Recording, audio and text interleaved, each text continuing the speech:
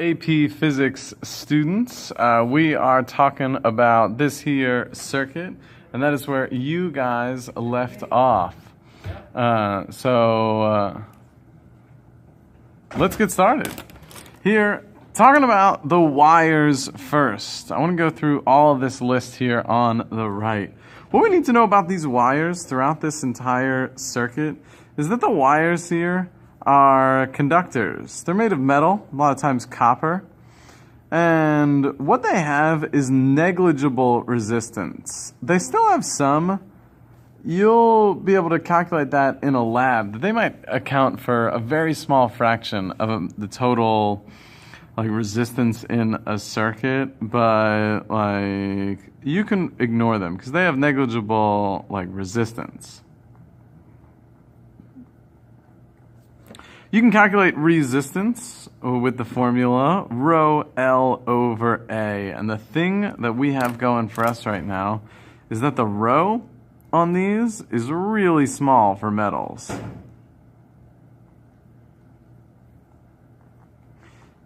You can calculate it and you can look them up for different metals. But for copper, we're talking about 10 to the negative 6th ohm meters for your resistivity there. So these wires are really, really, really small. This gap of air in here, that's definitely in this circuit, is a really big gap for a circuit. And it's unlikely that an electron will be able to make that jump from there to there.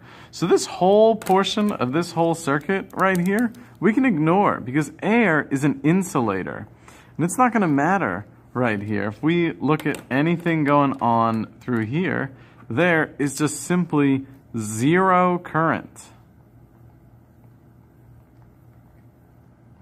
in those sections because that gap is made of air. And again, air is an insulator and the charges can't move across that.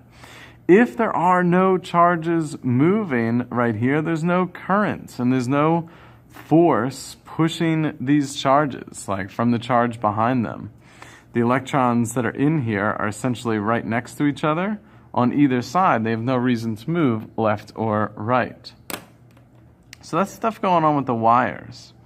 The batteries over here, they have a chemical reaction going on that is causing some electrons to move. And as those electrons move, they cause the electrons next to them move, and the electrons next to them move, and the electrons next to them move. And a big deal is that electrons move because of the electric force. Somewhere in here, an electron is right here in the center, and the electron in front of it might have moved a little to the right while the electron behind it stayed still. What that does, that very first time that happens inside a battery, that causes a chain reaction which causes currents to occur. So the batteries have a chemical reaction going on.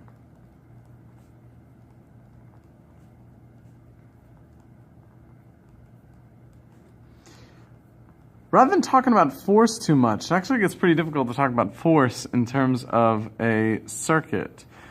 We talk about this idea of voltage, and the batteries have a voltage difference.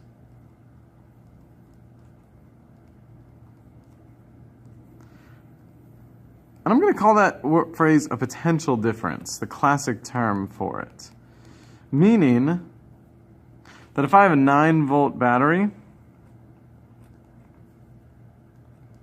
what it is there's, on one side it has negative 4.5 volts, and on the other side it has 4.5 volts, for an overall difference of 9 volts. And we'd say 9 volts equals delta V, the difference in the voltage. Overall, these two batteries together create a voltage of essentially 12 volts. Those added together in series, you can add up voltages when they're in series, and together it is equivalent to that. And those are the big things going on with the batteries. Later in the year, we're going to talk about how they can have an internal resistance inside them. But we'll say for now, since we're not told about anything, that they also have a negligible internal resistance. But sometimes a battery itself can be hard for the charges to move through, and a battery might have a resistance of 1 or 2 ohms that we need to account for. Batteries, check. The resistors.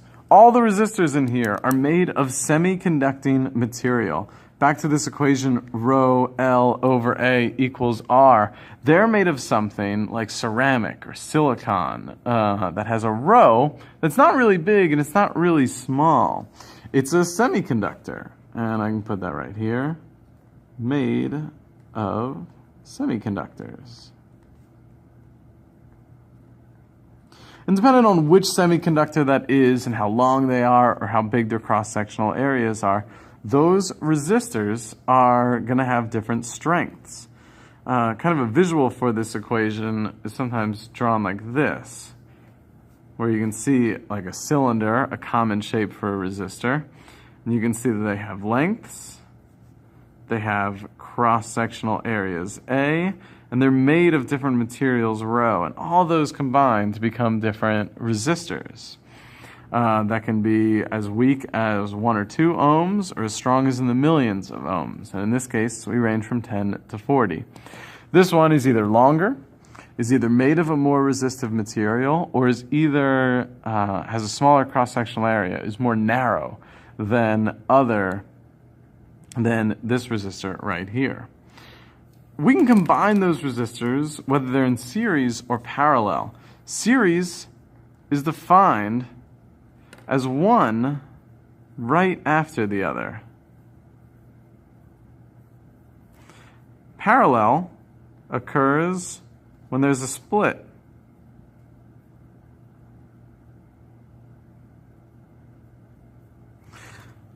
These two are in series, one right after the other. All of the current that goes through the 10 also goes through the 40. And I can draw that right here. Any bit of current that is right there also goes through right there.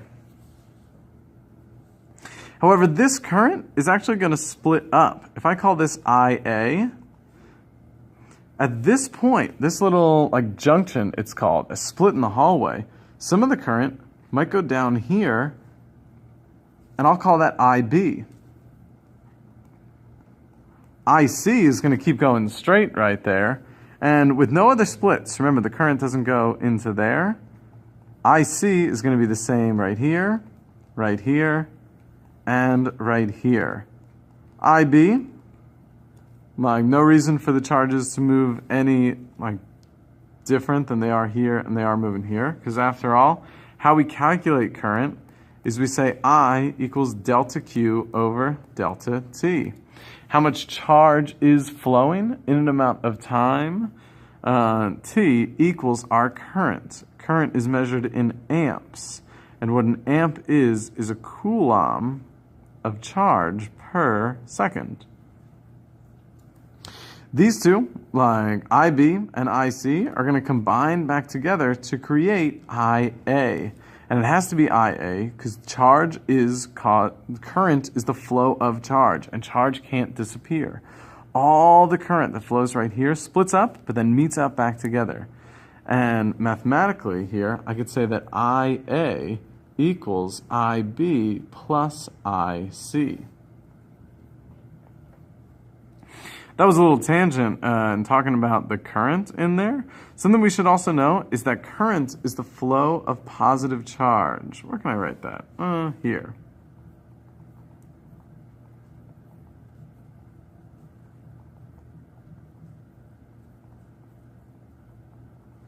Benjamin Franklin, early scientist who did a lot with electricity, talked about the flow of this electric fluid, and he didn't really know what it was. It wasn't until later that scientists in Europe and America would decide upon the idea that, you know what, these little tiny particles called electrons, we can define them as negative charges. But this was inconsistent with what Benjamin Franklin was doing. That current is the flow of positive charge, even though we now know that electrons are flowing.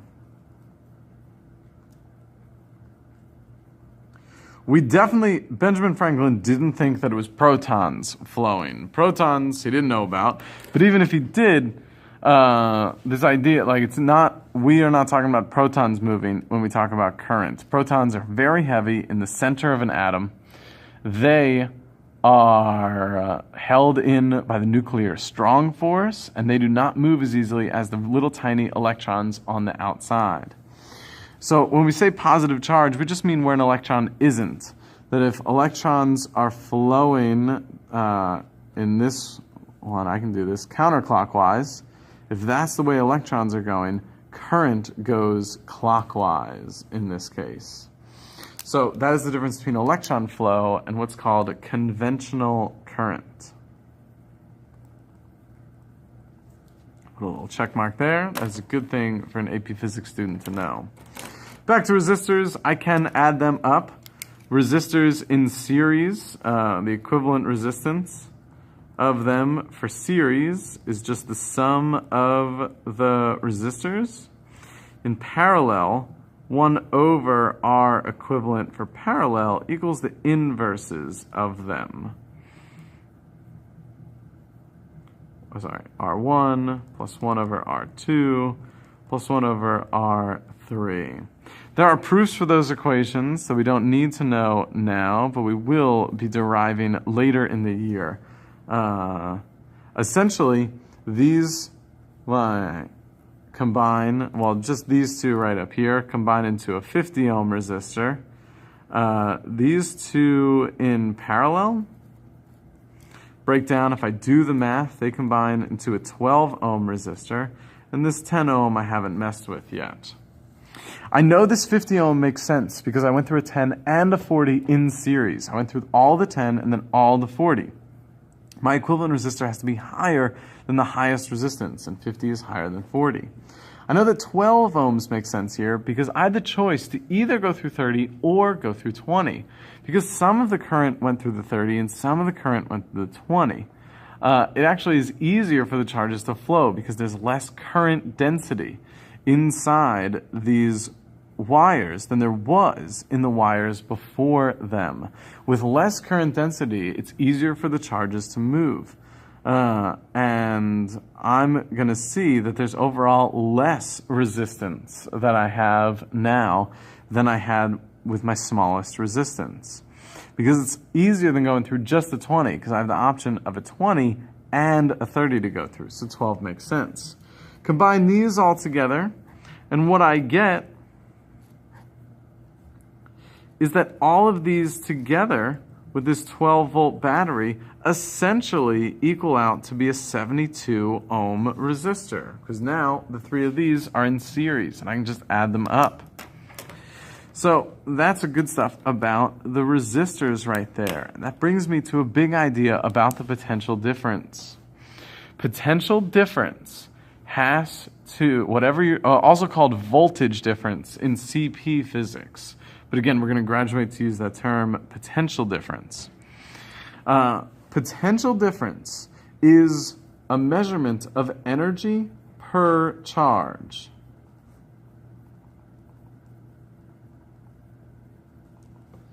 Equals energy per charge. I could say delta V equals U sub E over Q. The important thing here, we're going to get to more of this, is that as a conceptual idea, voltage difference and energy are related. In a circuit, what you're doing is you are converting a lot of electrical energy, electrical potential energy, is turning into heat. 99.99% of the energy lost by resistors, actually 100% of the energy lost by these resistors is converted into heat. Different light bulbs are going to give off a little light energy as well, but still the vast majority of your energy is lost in terms of heat. And that is the energy transformation that is happening inside here. So when we talk about gaining potential, that is kind of similar to gaining potential energy for each charge. If I look at a charge right here, as it goes through this whole circuit, it's going to gain 12 volts as it goes across the battery. The battery does that. It's part of the chemical reaction that's going on inside there. It gives energy to a charge that's traveling through here. Remember, a positive charge, not really there, just where an electron isn't. It's flowing at that point and getting 12 volts. Well, in the entire span of the circuit, we're actually going to have to drop down 12 volts. That drop of 12 volts brings us down to 0, which is supposed to happen. If I gain 12 volts, I have to drop 12 volts because the sum of all the voltages in a circuit is 0 in any loop. In any loop going from one to the other in a closed loop, this is called the loop rule.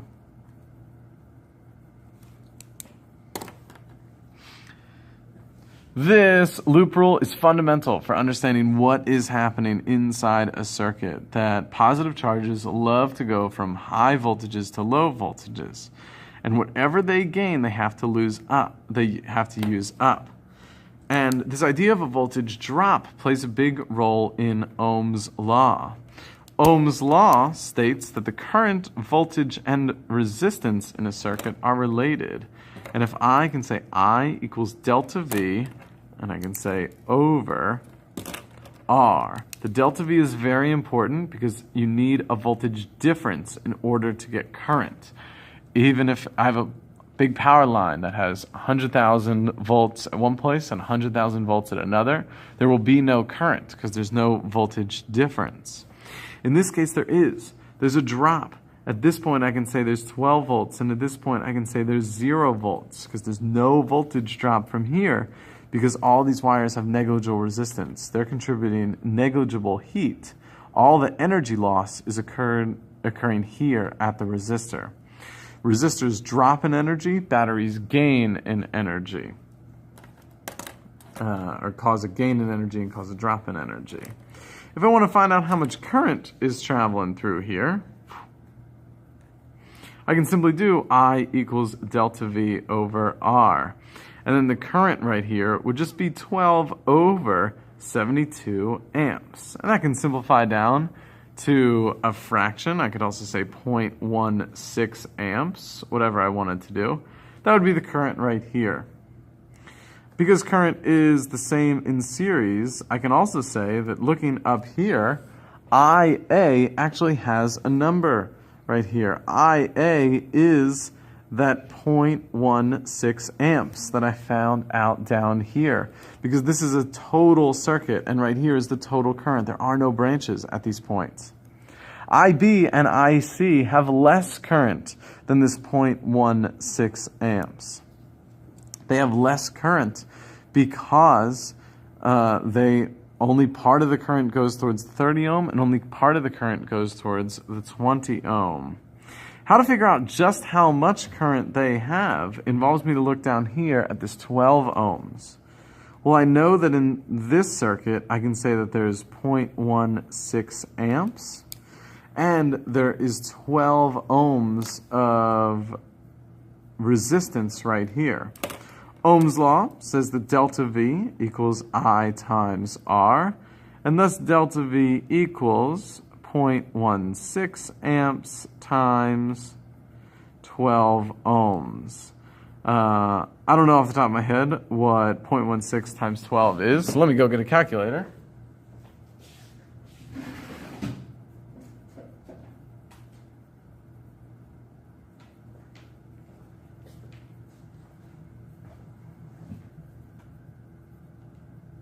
And it looks like I'm looking at 2 volts.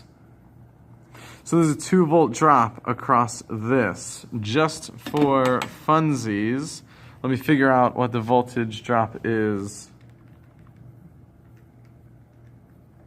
Right here, 8.33 volts. And that means that the voltage drop across here, I can figure this out either by doing 10 times 0.166666 and figure out that it's 1.66 volts. Or I can say, you know what? This kind of makes sense. I gained 12 volts, and I'm going to drop 8.33. I'm going to drop 2. I can put negatives right here.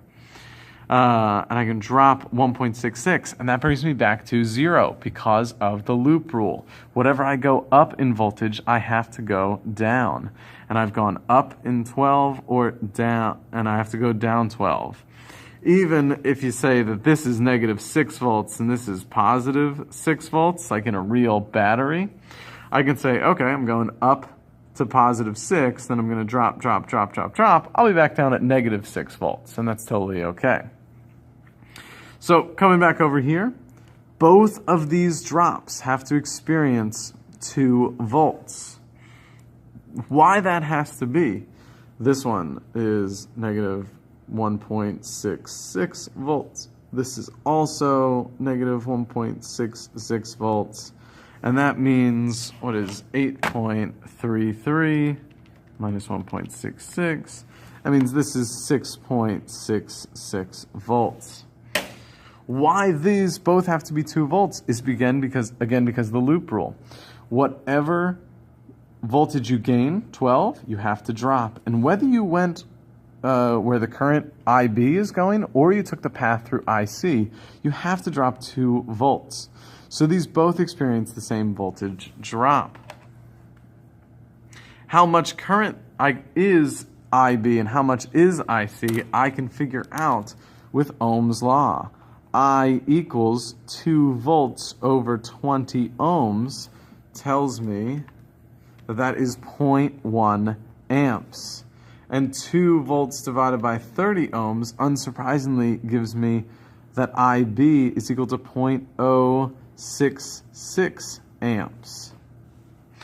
Well, this makes sense because I previously said that IA equals IB plus IC. And unsurprisingly, 0.16 amps equals 0.066 amps plus 0.1 amps. And the math works out.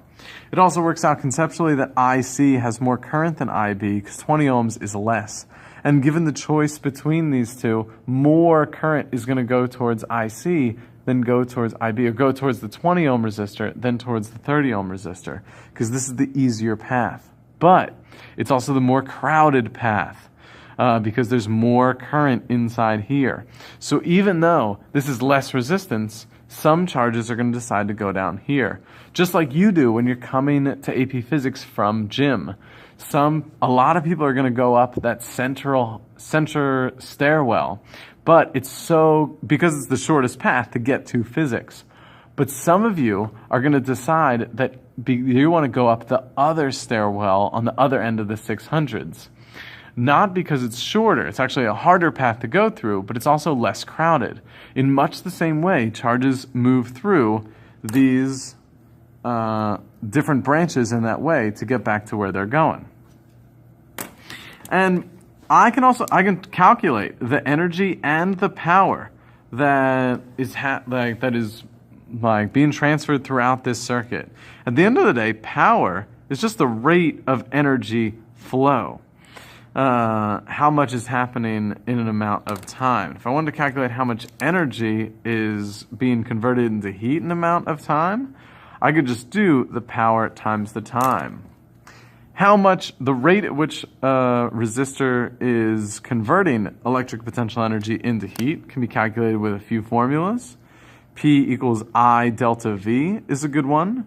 P equals I squared R is another one. And P equals delta V squared over R is another great one. All these ways to calculate do the same thing. They tell me how much energy is being converted into heat. For example, let me do that for the 40 ohm resistor right now. I could say, all right, P equals I delta V, and I have to be specific that I'm talking about this resistor and not mix up other values that might be true for the 20 ohm or the 10 ohm resistor. the current in the 40 ohm resistor is 0.16 amps. And the voltage only across the 40 ohm resistor, I'm just talking about this resistor, is 6.67 volts. Multiply those together, 0.16 times 6.67, and I get 1.06 watts. That is the rating of this resistor. It generates that much heat, about a little more than 1 joule per second of energy. If I wanted to do that for the 10 ohm resistor right here, that's fine. I can just take the same values, or sorry, P equals I delta V, the same idea, or I could do I could do I squared R, I could do delta V squared over R, all work because I know all three for this one. And I could say that its current is the same 0.16 amps, but only 1.66 volts. And this thing's power output is going to be 1/4 as much. It's going to be about 0.26 watts. Here, it's going to be less hot than this one will. It's going to be dissipating energy at a smaller rate than the others. That's not that lying. It's true because they have the same current, but this one just causes more of an energy drop because it's more difficult to get through. I can do all those calculations for all of the different resistors. I could do it for the 20 and the 30 ohm resistor. I could compare them by doing delta V squared over R. That's pretty easy because they have the same delta V. And actually find that this one, the 20 ohm, has a greater power output than the 30 ohm. That might seem counterintuitive because it has smaller resistance but more power. But remember that it has so much more current. And in this equation for power, P equals I squared R. The way that the charges are moving contributes a lot to how much energy they have. Last year we talked about this in physics when we talked about the kinetic energy of a moving object. That its kinetic energy is equal to 1/2 mv squared. And the velocity of an electron is what causes its current to happen. So if you double the speed of an electron through a resistor, you quadruple its energy and you quadruple its power. Those are great things to talk about when we talk about the energy and power in a circuit. And as you can see, there is a lot of physics right here. But in this half hour, this covers what you did in about 2 weeks of classes last year. And if you're able to walk in to your entrance exam doing this here physics and being an expert at these, you are going to be in great shape for the entrance exam. Email with any questions as always, and rewatch and pause and send screenshots because there is a lot to break down on your 3-day weekend about this electrical circuit. Study hard, and I will see you guys, or I look forward to hearing your emails and posting the Google Classroom. Thank you.